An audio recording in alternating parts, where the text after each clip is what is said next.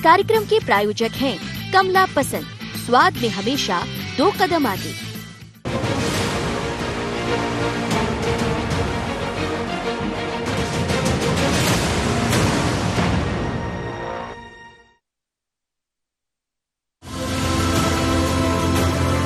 उपचुनाव की तारीखों का ऐलान हो चुका है। सियासी दलों की तैयारियां भी अंतिम चरणों में है। चुनाव प्रचार जोरों पर है और चेहरे भी लगभग तय हैं। बस इंतजार है तो सियासी चालों का। कांग्रेस जहां 28 विधानसभा क्षेत्रों में अलग अलग वचन पत्र लाकर मतदाताओं को रिझाने के प्रयास में है, तो भाजपा 15 साल के अपने शासन की उपलब्धियां और 15 महीने के कमलनाथ सरकार की नाकामियों को लेकर जनता के बीच है। मध्य प्रदेश भाजपा के उपचुनाव को लेकर प्रदेश स्तरीय बैठक हुई, जिसमें उपचुनाव की तैयारियों और सियासी जमावट पर विस्तार से चर्चा हुई। बैठक में कार्यकर्ताओं को दूध का कर्ज भी याद दिलाया गया और कार्यकर्ताओं को 28 में से 28 विधानसभा सीटें जीतने का लक्ष्य भी दिया गया। मध्य प्रदेश के अंदर भारतीय जनता पार्टी चाहे जितना मुंह चलाने का काम कर ले, पर जनता को मालूम है कि 15 महीने में कितनी पेंशन बढ़ी है, कितनी गौशालाएं खुली है, कितना कर्जा माफ हुआ है और मध्य प्रदेश के लिए एक नए विकास की इबारत लिखी गई थी। और 28 विधानसभाओं पे जो वचन पत्र हमने दिया है कि जिनमें एक एक विधानसभा में किस प्रकार से विकास का रोड मैप रखेंगे, उसको हम दिखा के जनता के बीच में जाएंगे। ये मुंह चलाने की बजाय ये बताए कि इन्होंने 15 साल में क्या किया। पुरानी सरकार भ्रष्ट थी, बेईमान थी, मध्य प्रदेश को लूट रही थी, बर्बाद कर रही थी, कार्यकर्ताओं को कुचल रही थी।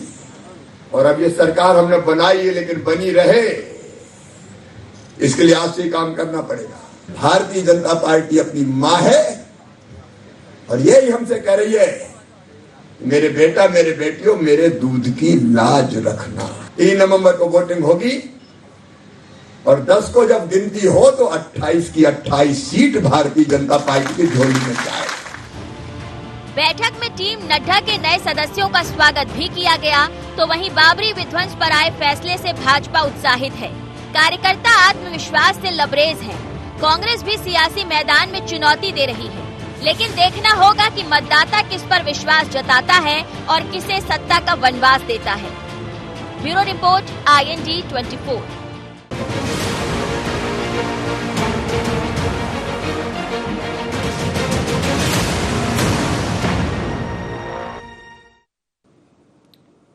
नमस्कार, IND एजेंडा दूध का कर्ज में आपका स्वागत है। मैं हूं आपके साथ नवीन पुरोहित। चर्चा को विस्तार देंगे, उसके पहले IND एजेंडा के मुख्य बिंदुओं की तरफ एक निगाह डालते।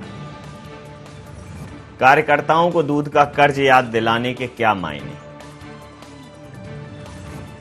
क्या जोशीले भाषणों के पीछे कांग्रेस को हतोत्साहित करने की रणनीति? क्या नवनियुक्त पदाधिकारियों का मिलेगा उपचुनाव में फायदा?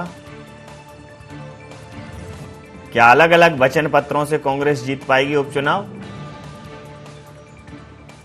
नमस्कार, इन्हीं सवालों के साथ चर्चा में आप सबका स्वागत है। मध्य प्रदेश की बात करें तो मध्य प्रदेश में आचार संहिता लागू हो गई है। चुनाव की रणभेरी बज चुकी है और आज प्रदेश के मुखिया शिवराज सिंह चौहान ने नवनियुक्त पदाधिकारियों को, राष्ट्रीय और प्रादेशिक स्तर के पदाधिकारियों को एक बैठक के दौरान उनका अभिनंदन किया, उनको संबोधित किया और कहा कि हम कहते हैं त्याग जिसे वो कहते हैं गद्दारी है और पार्टी अपनी माँ है, माँ की हम पर कर्जेदारी है। तो ये उन्होंने कहा कि माँ की दूध की लाज रखना है और माँ के दूध का कर्ज चुकाना है।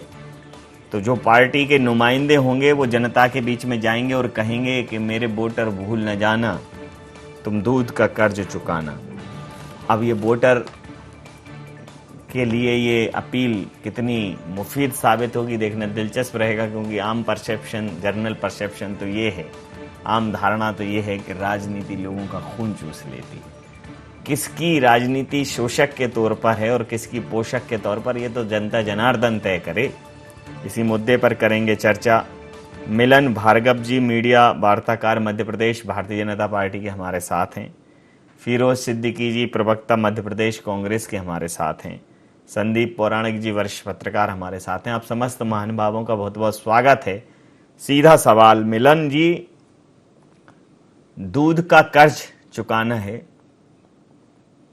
पार्टी को मां की संज्ञा दी है शिवराज सिंह चौहान जी ने, और पार्टी को अगर मां की संज्ञा दी है तो लोग अपने माँ बाप से न्यारे तो हो जाते हैं। हमारी संस्कृति में ये है कि माँ बाप से न्यारे हो जाते हैं। न्यारे होना मतलब एक प्रचलित शब्द है, ग्रामीण क्षेत्रों में अलग हो जाते हैं, सेपरेट हो जाते हैं उनसे, लेकिन अपने पेरेंट्स को चेंज नहीं करते हमारे यहाँ की उसमें। तो जो लोग या बहुत सारे लोग आपके यहाँ के वहाँ गए हैं, ये सवाल मैं सिद्दीकी जी से भी पूछूंगा। तो जब कल तक जिनके लिए कांग्रेस माँ थी, आज भारतीय जनता पार्टी उनके लिए माँ है, तो जनता को ये सौतेली माँ रास आएगी? मिलन जी। देखिए नवीन जी, निश्चित रूप से संगठन हमारे लिए मां के संज्ञा रूप में हम लोग देते हैं, और नहीं, आपकी नहीं कह रहा हूं, संज्ञा के साथ, मैं आपकी नहीं कह रहा, विषय के साथ, पार्टी के साथ, आपके विषय में तो कोई दिक्कत ही नहीं है। जब तक आप दल बदल नहीं करते तब तक आपके उस पर कोई प्रश्न नहीं। ये प्रश्न जो आए हैं ना बाहर से, जो कल तक माँ किसी दूसरी पार्टी को कह रहे थे, उनके लिए प्रश्न वही जा रहे हैं ना। आप तो निष्ठावान व्यक्ति।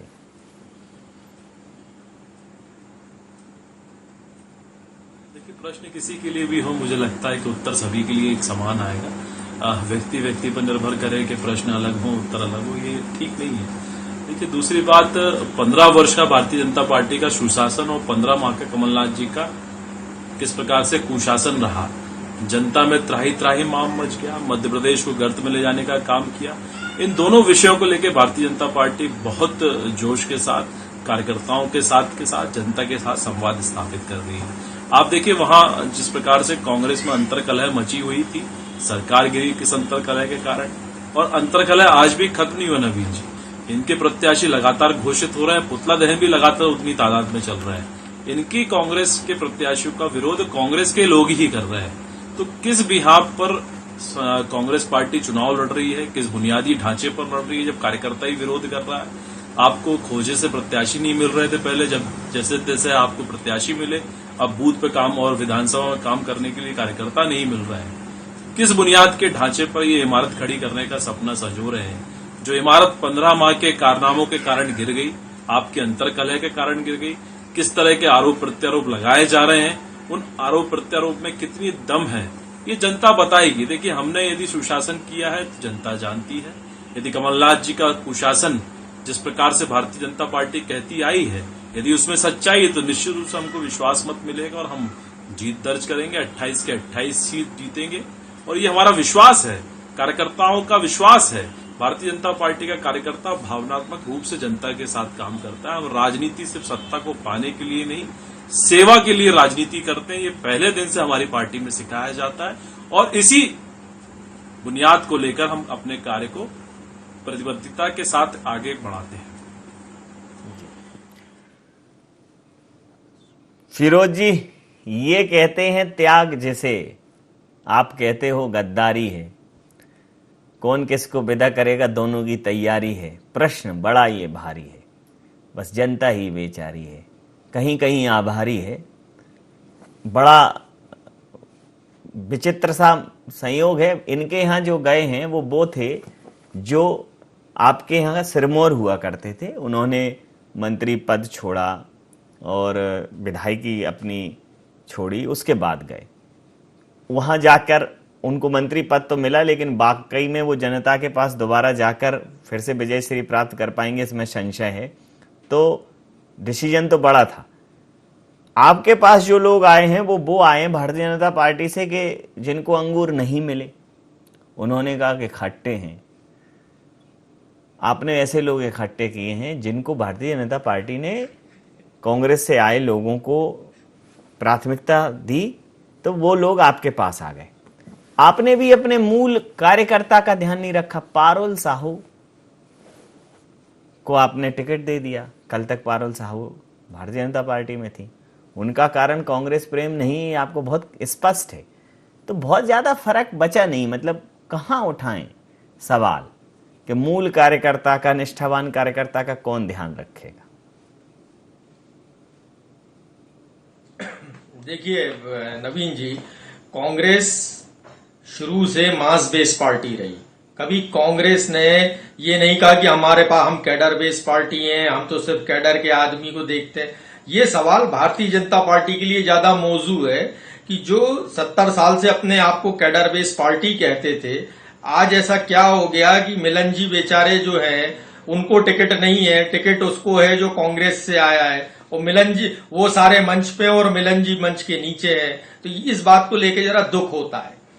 कांग्रेस ने जिन भी लोगों को टिकट दिए, पहले हमने अपने ऑर्गेनाइजेशन से बात की और उसके बाद उन लोगों को हमने जिनको भी शामिल किया, जीतने की क्षमता जो थी हमने उसके साथ काम किया। पारुल साहू जी के तो पिताजी भी कांग्रेस में थे, उनकी तो घर वापसी हुई है। संतोष साहू जो थे वो कांग्रेस में थे, तो हमेशा ये ऐसा कि वो कांग्रेस से विधायक भी रहे हैं।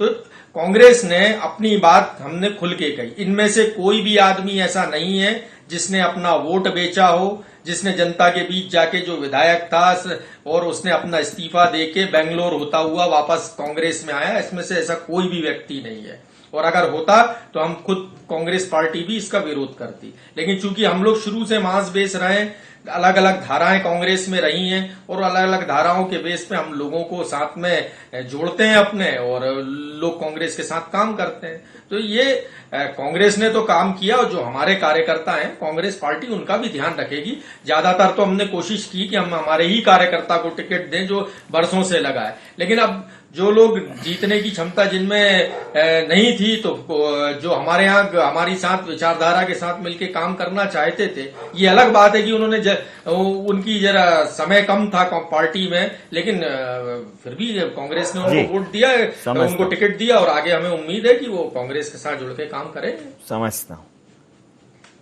ये मास बेस हैं संदीप जी, कांग्रेस मास बेस है और Bharatiya Janata party cadre base है। लेकिन सवाल ये है कि क्या वोटर को बेस पसंद है? बड़ा सवाल ये है कि जो इनका बेस है, क्या वाकई में वो इतना मजबूत है? उस धरातल में इस्तेमाल की गई निष्ठाएं, उस धरातल में, उस बेस में, उस आधार में इस्तेमाल की गई प्रतिबद्धताएं, उस आधार में इस्तेमाल की गई संभावनाएं, उस आधार में इस्तेमाल की गई भावनाएं, क्या वो इतनी मुखर हैं, प्रखर हैं, स्पष्ट हैं कि वोटर को बेस पसंद आ जाए?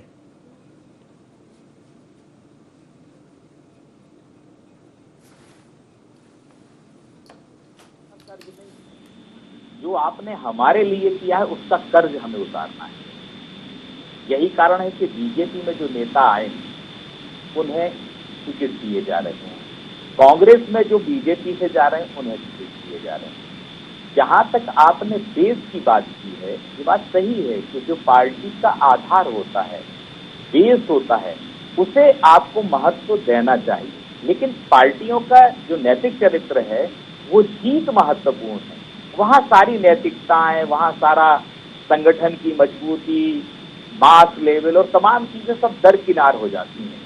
जीत महत्वपूर्ण होती है, और वही कारण है कि जो आने वाले विधानसभा के उपचुनाव हैं उसमें चाहे कांग्रेस हो चाहे भाजपा हो, उसका बेस पे ध्यान नहीं है, उसका आधार पे ध्यान नहीं है।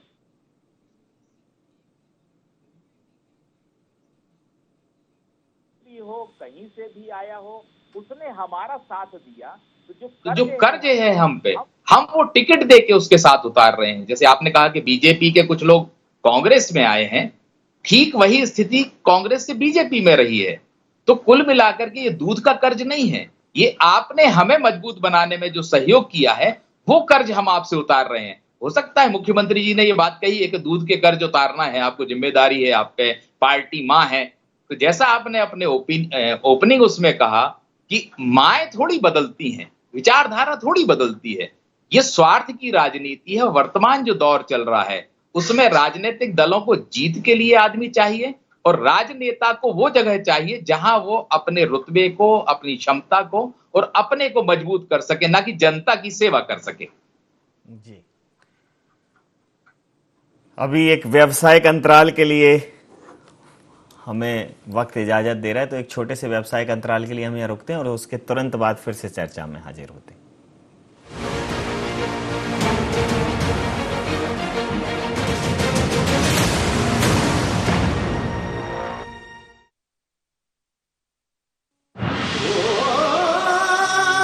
कोई खास है, कोई बात है, कमला पसंद।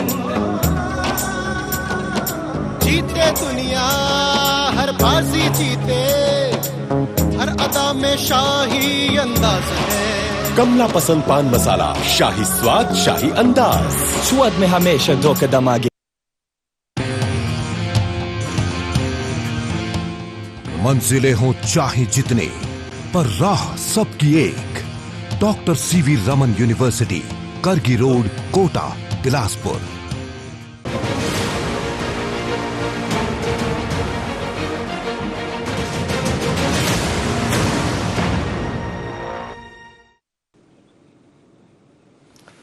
ब्रेक के बाद चर्चा में आप सबका पुनः स्वागत और सीधा रुख करेंगे अपने मेहमानों की ओर। मिलन जी, आज 28 सीटों को जीतने के लिए जिस प्रकार से शिवराज जी ने संबोधित किया, निश्चित रूप से भाव विभोर कर गया होगा। लेकिन जो लोग अभी आए हैं नए, ज़्यादातर तो वही जाएंगे चुनाव मैदान में। ज़्यादातर वो हैं जिनके लिए भारतीय जनता पार्टी नई नई माँ है, या धाय कह सकते हैं। धाय पालन पोषण करेगी। उनका जन्म तो भारतीय जनता पार्टी में नहीं हुआ, तो धाय तो अपना कर्तव्य निभा रही है वोट उनको टिकट देके, लेकिन जनता कहीं जनता की हाय नहीं लग जाए या जनता बाय ना कर दे, सवाल इस बात का है। जन्म देने वाली माँ, पालन पोषण करने वाली धाय, वो भी माँ के समान होती है। पार्टी में कोई समस्या नहीं है, समस्या है पुत्रों में। तो जो ये पुत्र हैं, ये पूत कपूत सुने पर हमने न माता सुनी कुमाता। तो पार्टी तो माँ है और पार्टी ने टिकट भी दे दिया है। पालन पोषण के लिए, उनके वैभव के लिए, उनके व्यक्तित्व के लिए पार्टी ने तो कमिटमेंट पूरा कर दिया है। लेकिन जनता इन नए पुत्रों को स्वीकार करेगी, ये सबसे बड़ा सवाल है। क्या कहेंगे? देखिए, निश्चित रूप से मध्य प्रदेश की जनता जागरूक है, जानती है। 2018 के चुनाव भी मत के हिसाब से यदि प्रतिशत देखेंगे तो भारतीय जनता पार्टी को विश्वास मत ज्यादा मिला था। देखिए, जिस प्रकार से बार बार कांग्रेस के मित्र हमारे बात उठाते हैं कि ये बिकाऊ लोग हैं, उन्होंने जनता को धोखा दिया, वोट बेचा। देखिए, जिस संवैधानिक व्यवस्था के तहत निर्वाचन होता है, चुनाव चुने जाते हैं, जनप्रतिनिधि चुने जाते हैं, विधानसभा जाते हैं, संसद जाते हैं, उसी संवैधानिक व्यवस्था में एक व्यवस्था है, जब जिस दल के चुनाव चिन्ह पर चुनाव लड़ते हैं और दल यदि विचारधारा और क्षेत्र की जनता के हिसाब से अनुरूप काम नहीं कर रहा हो, तो उसके पास अधिकार है अपने पास जनता के पास जाने का, अपने निर्वाचन को शून्य कराकर इस्तीफा देकर जनता के पास दूसरे दल से या वैसे ही भी जा सकता है। और ये व्यवस्था संवैधानिक है। जब संवैधानिक व्यवस्था है तो इसमें वोट बेचने की बात, ये कांग्रेस के मित्रों को बोलने में, इनको अपनी कमी और खामी को छुपाने के लिए आसानी होती है, लेकिन ये अपनी अंतर्कलह को आज भी स्वीकार नहीं कर पा रहा। लेकिन बड़ी साहस की बात है, आज फिरोज भाई ने बड़ी साहसपूर्वक बात को स्वीकार करा कि भारतीय जनता पार्टी कैडर पेश है, हमारे यहाँ कोई विचार नहीं, हमारे यहाँ कोई संस्कार नहीं, कोई पार्टी में कोई एक दिशा नहीं। एक परिवार है जो 20 वर्षों से कब्जा करके बैठा है, वही पार्टी चलाएगा। यदि वो चला जाएगा तो भीड़ चली जाएगी। लेकिन भारतीय जनता पार्टी में व्यक्ति आधारित दल नहीं है। व्यक्ति आते रहेंगे, जाते रहेंगे, पार्टी और विचार आधार बिंदु के साथ इस दिशा में आगे बढ़ते रहेंगे, जिस दिशा को देने के लिए भारतीय जनता पार्टी का जन्म हुआ। इस मां के जो संगठन के विचार हैं, उसको पोषित करने का काम यदि संगठन करता है तो उसको आगे बढ़ाने का काम कार्यकर्ता करता है, उसी निष्ठा के साथ। ये जनता अच्छे से जानती है। जिस प्रकार से इतने कम वक्त में भारतीय जनता पार्टी ने विश्व के सबसे बड़े दल के रूप में जो पहचान बनाई है, ये पार्टी का फोरम है, संगठन क्षमता है, संगठन की कार्य पद्धति है, विचार है, नियत है। इसीलिए हम आज बढ़ रहे हैं। व्यक्ति बदलते रहेंगे लेकिन भारतीय जनता पार्टी वहीं खड़ी रहेगी। लेकिन सवाल इनकी पार्टी पे खड़े होते हैं कि गांधी परिवार के अलावा इनके पास, यदि सोनिया गांधी जी 20 वर्षों से कब्जा करके बैठी हैं, तो क्या इनके पास कोई और नेता नहीं? बना दीजिए किसी और को अध्यक्ष, दम है तो। लेकिन मध्य प्रदेश हो या देश हो, कांग्रेस एक परिवार चलाता है। यहाँ कमलनाथ जी चला रहे हैं, फिर नकुलनाथ जी चलाएंगे और दिग्विजय सिंह जी चलाएंगे, जयवर्धन जी चलाएंगे। इसके बाद यदि कोई कार्यकर्ता का नंबर आए तो ये आश्चर्यजनक बात होगी कि कांग्रेस में भेड़ चाल है। यहाँ कोई पार्टी में ना नियत है ना नेता। समझ लेते हैं किस आधार पर ये चुनाव लड़ रहे हैं। 15 माह की 15 उपलब्धियां गिना दें तो मैं मान जाऊं, 15 वर्षों की 1500 उपलब्धि मैं गिना सकता हूं इसी मंच पर। ये अभी उपलब्धियां गिनाने का समय नहीं है, ये हिसाब किताब बाद में करेंगे। सवाल कर लेता हूं, फिरोज जी नेता नहीं है, नियत नहीं है, संस्कार नहीं है, बड़े सवाल खड़े कर दिए मिलन जी ने। अरे अब क्या क्या बोले, बेचारे बहुत परेशान है भारतीय जनता पार्टी के लोग। इनकी तो सबसे पहली चुनौती ये है कि ये जिनको लाए हैं, जो इनके पास आए हैं ना, जो लोग जिनसे ये सांठ गांठ करके बेंगलोर घुमाते हुए लाए हैं, उनको ये जनता के सामने स्थापित कर ले, जनता इन लोगों को सुन ले। अभी तक तो वो मंत्री थे, इसलिए जनता उनकी बात सुन रही थी। अब मंत्री नहीं है, अब तो वो एक कैंडिडेट हो जाएंगे, तो जनता पहले इनकी सुन ले। पहले तो वो चुनौती है भारतीय जनता पार्टी के साथ। और कैडर बेस्ड पार्टी वो होती है जो बूथ से आदमी चलता है और आखिरी मुकाम अध्यक्ष तक पहुंचता। ये कैडर बेस्ड पार्टी थी। कुशाभाऊ ठाकरे यही बताया करते थे, स्वर्गीय, मैं उनको श्रद्धांजलि देता हूं। लेकिन अब जो नई भारतीय जनता पार्टी है वो सत्ता के लिए कुछ भी कर सकती है। वो कैडर भी तोड़ सकती है और कैडर को खत्म भी कर सकती है। वो कार्यकर्ता भी सवाल पूछ रहा है कि साहब मैं क्यों नहीं था, सत्ता इतनी प्यारी क्यों थी, हमने तो विपक्ष में ही रह के सत्ता पाई है, कांग्रेस के खिलाफ संघर्ष करके ही सत्ता पाई है। तो भारतीय जनता पार्टी के सामने बहुत सारी चुनौतियां हैं। अभी तो ये एक पहली चीज कि उनके कैंडिडेटों को लोग सुन लें, दूसरी बात कि वो अपनी उपलब्धियां बता दें, तीसरी बात कि वो जनता को ये बता दें कि हम आएंगे सत्ता में तो क्या करेंगे। आज भी मुख्यमंत्री जी के पूरे भाषण में मुझे वो कोई चीज नजर नहीं आई, उपलब्धियां कोई नजर नहीं आई।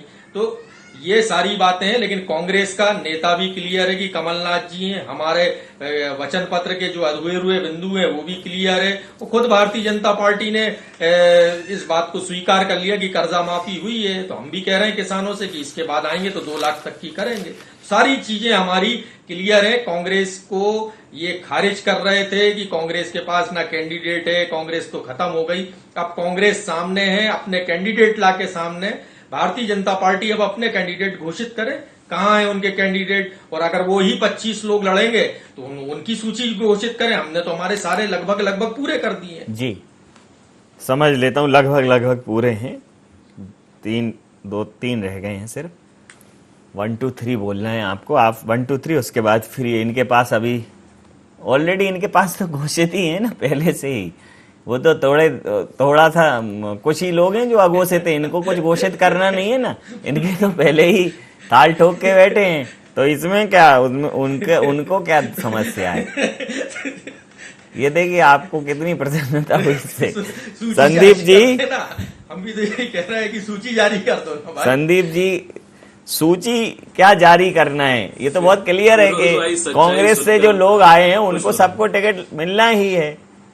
और बची सीटों पर भारतीय जनता पार्टी को 5-6 टिकट देने हैं तो भारतीय जनता पार्टी टिकट देगी। कांग्रेस ने सूची जारी कर दी, लेकिन कांग्रेस को तो वो सूची भी रखनी चाहिए कि जो इनके यहाँ से चली गई है वही सूची है। भारतीय जनता पार्टी को बस जारी ही करना है, वो तो जारी सी ही है। लेकिन बात सिर्फ इतनी है कि इस बार के चुनाव विचारधारा के चुनाव तो बिल्कुल नहीं है, क्योंकि विचारधारा के चुनाव होते तो पार्टियों का हवाला दिया जाता। इस बार चुनाव होंगे व्यक्तिगत, इस बार चुनाव होंगे शिवराज वर्सेस कमलनाथ, इस बार चुनाव होंगे ज्योतिरादित्य सिंधिया वर्सेस कमलनाथ। इस बार चुनाव भारतीय जनता पार्टी और कांग्रेस में नहीं है, क्योंकि पहले ही खिचड़ी बन गई है। कुछ भारतीय जनता पार्टी के लोग जो कल तक भारतीय जनता पार्टी के लिए तमाम बातें करते थे, आज वो भारतीय जनता पार्टी में, जो कल तक भारतीय जनता पार्टी में थे आज वो कांग्रेस में, और उनके उम्मीदवार भी हैं। तो अब वो माहौल तो बिल्कुल नहीं रहेगा। पार्टी को बाय कर दिया है अधिकतर लोगों ने। अब जो लोग जाएंगे मैदान में वो उनकी व्यक्तिगत इमेज, उनके जो नेता हैं उनकी इमेज और उनके मुद्दे। तो चुनाव इस बार डिफरेंट रहने वाला है, वैसा नहीं है पहले जैसा। क्या कहेंगे नवीन जी? ये खिचड़ी नहीं है, आप इसे बिरयानी कहें तो ज्यादा बेहतर होगा, क्योंकि खिचड़ी 2 चीजों से मिलकर बनती है, लेकिन तो इसमें ज्यादा चीजें हैं। जी। अगर हम ये कहें कि ये जो चुनाव है, ये चुनाव विचारधारा का बिल्कुल नहीं है, जो आपने कहा, ये राजनीतिक दलों का व्यक्ति बिल्कुल नहीं है, ये व्यक्ति आधारित चुनाव। और संभवतः मुझे लगता है कि मध्य प्रदेश की राजनीति में ये पहला ऐसा चुनाव है, क्योंकि उपचुनाव तो अपने यहाँ गिनती के हुए हैं, 5-7 तक हुए हैं। ये पहली बार है जब 28 जगह चुनाव हो रही है, मिनी आम चुनाव आप कह सकते हैं इनको। ये पहला ऐसा अवसर है कि जहां पार्टी से ज्यादा व्यक्ति की छवि जाएगी। कांग्रेस जहां एक कह रही है टिकाऊ और बिकाऊ वाली बात, तो एक सवाल ये उठ रहा है कि बीजेपी के भी बहुत से नेता कांग्रेस में गए हैं, बसपा के भी बहुत से नेता कांग्रेस में गए हैं। जनता को यह समझाना कि वो बिकाऊ थे, ये टिकाऊ हैं, ये बड़ा सवाल रहेगा कई सीटों पर। और जिस उम्मीदवार की जैसी छवि होगी, उस आधार पर पार्टियों को वोट मिलेगा या उसका उम्मीदवार जीतेगा। ये भी ठीक है कि राजनीतिक दल का अपना एक कैडर होता है, अपने कार्यकर्ता होते हैं, वो पार्टी के लिए काम करते हैं, लेकिन उनसे आगे अगर कोई छवि काम करेगी तो वो व्यक्ति की छवि काम करेगी। मुख्यमंत्री की या पूर्व मुख्यमंत्री की मुझे लगता है कि छवि बहुत ज्यादा असर नहीं डालेगी चुनाव में। चुनाव में वहां के कैंडिडेट का चेहरा, उसके बीते कार्यकाल का अनुभव या उसके काम, ये बड़ा असर डालेंगे और उसी पर नतीजे होंगे। जी, बहुत सही कहा आपने कि अब इस बार जो है चेहरे पर बहुत कुछ टिका होगा। समय सीमा के चलते हम ये चर्चा यहाँ समाप्त करेंगे। आप समस्त महानुभावों का बहुत बहुत धन्यवाद, बहुत बहुत आभार। तो बड़ा दिलचस्प होगा कि जनता किसको ये बोलेगी कि तुम आ गए हो, नूर आ गया है। अभी तो चरागों से लो आ रही है, क्योंकि जिस प्रकार की परिस्थितियां हैं, जो मंत्री बने हैं या जो उनके जनप्रतिनिधि हैं, वो संशय में।